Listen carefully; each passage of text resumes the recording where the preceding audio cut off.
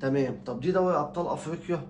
برضك لا. طب هي بطولة قليلة؟ لا مش بطولة قليلة، بس هي بطولة عادية، مش بطولة النفس الطويل، وكسبتها بضربات الحظ الترجيحية.